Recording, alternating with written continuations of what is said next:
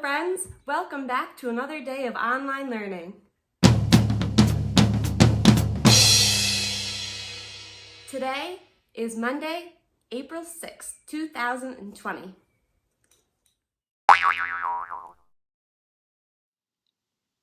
It's going to be a pretty sunny day out there today, my friends. Our morning started at a cool 40 degrees Fahrenheit and is going up to a warmer 60 degrees Fahrenheit. So if we look at our thermometer, that puts us in that warm range. Wow, it's going to be a beautiful day to go outside for some fresh air. Let's talk opposites.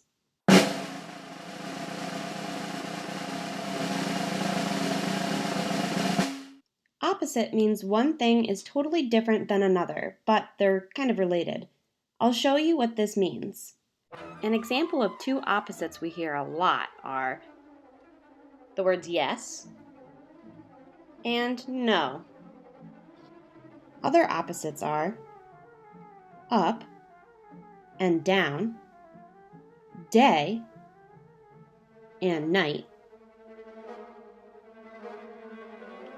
short and tall, and heavy and light. Heavy and light are opposites. When something is heavy, it takes our bodies a lot of work to pick it up. But when something is light, it takes our bodies a little work to pick it up. We can feel if one thing is heavier or lighter than another. My buddies Oscar and Kitty are going to help show you the difference between these opposites. Let's make a prediction. Who do you think is heavier? My dog Oscar or my cat Kitty? Who do you think is lighter? You can see from my face and the way my back is arched that it takes a lot of work for me to pick up Oscar because he's pretty heavy. He's an awesome hugger though. Let's see if Kitty is lighter or heavier.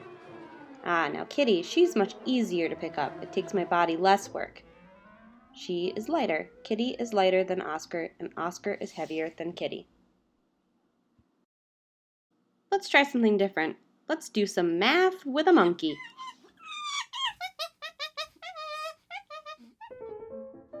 This is called a balance. Well, it's a monkey balance. But what we do is we put things on either side of the balance in those two blue trays to see which one weighs more and which one weighs less, kind of like heavier or lighter. With the help of these little monkeys, we are going to see which number is bigger or more than another number, which is smaller than the other one.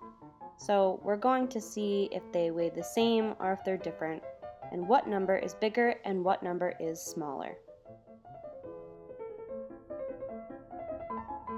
Here's the number 3 with 3 little monkeys, and we're going to see if it's more or less than this number 2 with its 2 little monkeys. So we're going to put the monkeys in the scales to see if the number 3 or the number 2 is bigger. Which one do you think is bigger? So we start off by putting 2 monkeys in that 2 tray. And now let's see what happens when we put 3 monkeys on the other side. The 3 moves down, showing that the 3 is bigger than the 2 because 3 monkeys are heavier than 2 monkeys. Here's the number 4 with 4 little monkeys. And the number 6 with 6 little monkeys. So let's try and figure out which one is more or less than the other. So is the number 4 going to be more or less than the number 6?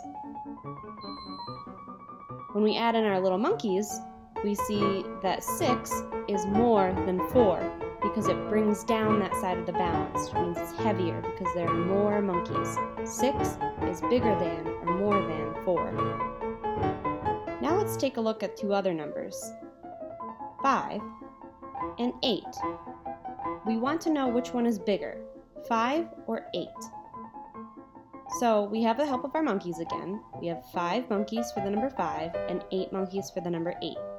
We're going to put those monkeys into either side of the scale, the balance, to see which one is bigger, 8 or 5. When we put our monkeys in, we see that the number 8 is bigger than the number 5. Now to finish up, let's look at the number 10 and the number 8. So we're going to use the help of our monkeys one last time and have 10 little monkeys with our 10 and 8 little monkeys with our 8. Our little monkeys are going to go into either side of our balance to show us which is bigger, which is more, 10 or 8. Which one do you think it is?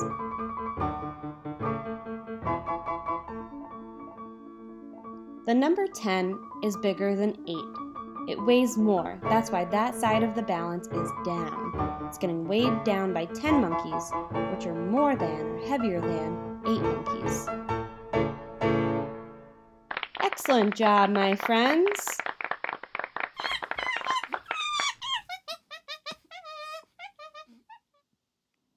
Now it's time for a story.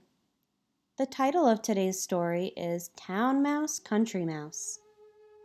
The author and illustrator is Jan Brett. That means she wrote the story and she drew the beautiful pictures in this book. One morning, the town mouse woke up shivering from a dream about the kitchen cat who prowled the house. "I need a vacation," he said to his wife. "Let me take you to see the countryside where I was born.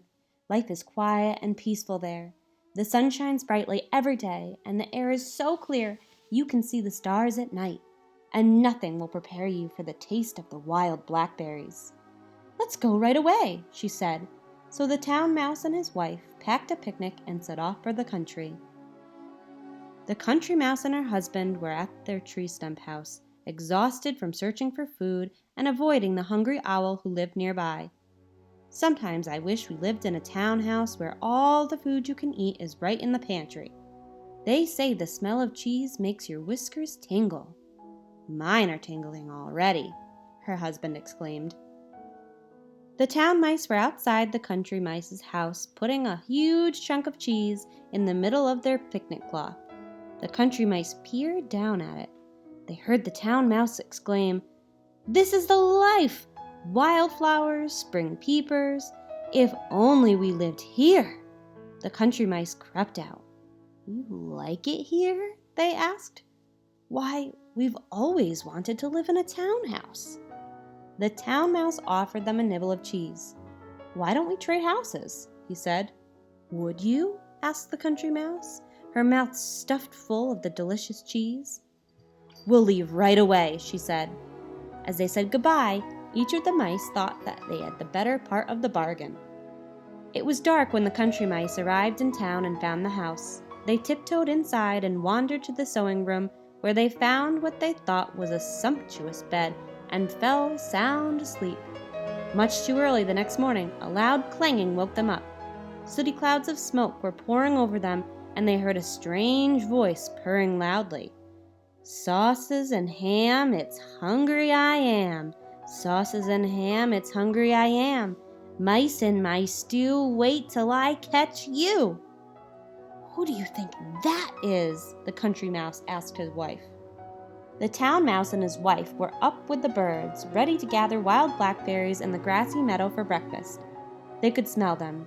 They just couldn't find them.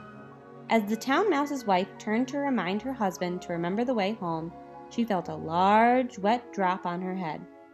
"What was that?" she asked. "Is the bathtub leaking?" "No, we're in the country now," he said. "Those are raindrops." Just then, lightning lit up the sky and rain poured down as the two drenched mice ran wildly for their tree stump house. The country mice were looking forward to their first splendid meal in the pantry. "I'm sure there's ham in the ice chest and rolls in the bread box, but the best smell of all is coming from up there," the country mouse told her husband. "It must be a fine old cheese. I'll climb on your shoulders and get it." But she couldn't quite reach it. "Stand on your toes," she called down, but just as she got a hold of the cheese, her husband lost his balance. The top slammed down and she left hanging by her tail. Help me, I'm caught." Back in the country, the town mouse had put on dry clothes. He was especially proud of his new jacket. "So colorful and eye-catching," he said to his wife. "Let's stroll in the forest. We'll come back loaded with acorns and hickory nuts." But their walk was soon interrupted. The town mouse's colorful coat was so eye-catching that it caught the eye of a curious blackbird. and if his wife hadn't held him by his foot, he would have been carried off. Not far away in town, the country mouse felt his wife's silky tail. "Nothing broken," he said. But when he looked in her eyes, he saw how sad and discouraged she was. "I know something that will cheer us up," he told her. "Follow me." He had spied a small window up above the pantry shelves. Together, they climbed higher and higher. When they reached the top, he rubbed away the soot, and they looked out at a piece of blue sky. "Doesn't it look like home?" the country mouse asked his wife. The town mice stood quietly together after their awful blackbird scare. "I thought I had lost you forever," the town mouse whispered to her husband. They looked around. How still and peaceful it was now. The sun had come out, and everything was glistening green. "It is beautiful here," she said. "We should try to enjoy it." "I know," the town mouse said, "but I miss the sound of the town, all the hustle and bustle. Here I feel so alone." "And in our cozy townhouse, we knew what to expect," his wife added. The country mouse knew to stay at home in thunderstorm, and they knew what to expect from the hungry owl. But they soon found out that there were different dangers here when they discovered a tasty morsel of blue cheese sitting on a pine board. "This time you take the cheese. I'm still shaking from being caught in the cheese box," the country mouse said. So her husband crept towards the cheese, whiskers trembling. As he reached it, his foot slipped and he heard a whoosh, followed by an enormous snap, and he was thrown across the room. He landed in a warm bundle of something soft and furry. The country mouse was shaking from his close call. "I can barely stand." He winced as his wife pulled him up and patted down his crumpled whiskers. It was then that she noticed the bundle on which her husband had landed was tipping and turning. It was alive! 2 green eyes snapped open. "Run!" she cried, getting a look at it. "It's an owl with teeth!" The town mice knew how to avoid mouse traps set with cheese, but they soon found out that the country has its own perils when they explored the riverbank hand in hand. Suddenly, the water began to boil and churn, and a huge, wet head popped up and stared at him. It was a river otter. The mice tore back to their tree stump home, only to find a hedgehog rolled up into a ball in front of the door. Then they heard an animal crashing toward them through the underbrush. "I can't take this anymore," the town house quaked, and she raced for the nearest tree with her husband right behind her. From the tree, they could see the town lights blink as the sun went down and the stars came out one by one. "What shall we do?" the town mouse asked his wife. But before she could answer, she saw a pair of glowering eyes right beside them, and they were face to face with the most terrifying creature of all. "A cat with wings!" shrieked the town mouse. "That's it for me!" his wife cried, and they ran down the tree and toward the town as fast as their legs could take them. As the town mice headed frantically along the road, the country mice were fleeing in terror toward the country.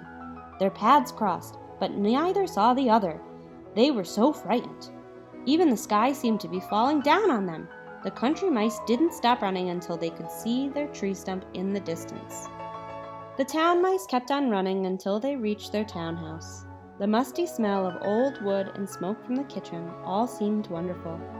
Even the street sounds outside sounded cheerful and friendly. "There's no place like home," said the town mouse, and he and his wife settled into a warm old slipper. There's no place like home. Atop their cozy tree stump house, the country mouse and her husband looked up at a full moon shining down on them.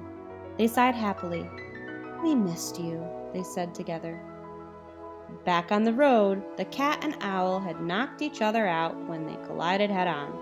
The cat, slowly waking up, touched his bruised forehead gingerly. He looked up to see the owl brushing himself off. It was then that he had an idea. "Owl, how would you like to trade places with me? I've always wanted to try the simple life in the country." The end. And that was Town Mouse, Country Mouse by Jan Brett. Excellent job listening today, my friends. I am so proud of each and every one of you. Thank you for joining.